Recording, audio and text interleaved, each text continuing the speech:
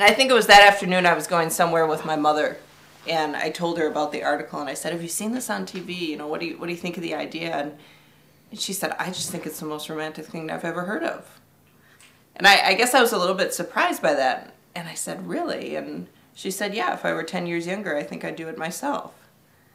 And I think it was with that statement that it kind of opened up something in my mind that made me start thinking, My thoughts about dating and marriage, or I should say marriage in particular, were largely based on conversations that I had with my grandmother about her marriage.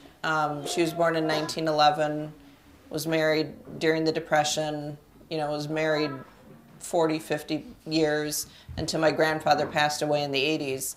And in that era, marriage was largely based on who's going to be a good partner for life for me. Who am I going to be able to build a life with? And my grandma didn't talk a lot about the fireworks. Certainly she loved my grandfather a great deal, but talked just a lot about the life they had together and the security and that kind of thing. I think the idea that so many people in the world do enter into arranged marriages gave me a certain sense of security, at the end of the day when I thought about entering this process with Dave. Well, I've been asked in interviews, how did it feel when you were standing next to David?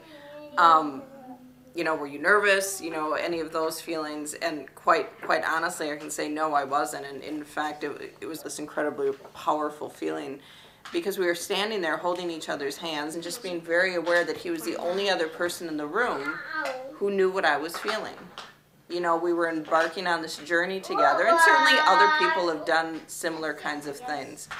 But just that idea of feeling like a pioneer, and we were going to do this, and it really, I think for me, was a pretty powerful moment in pulling us together and getting us started on the right track.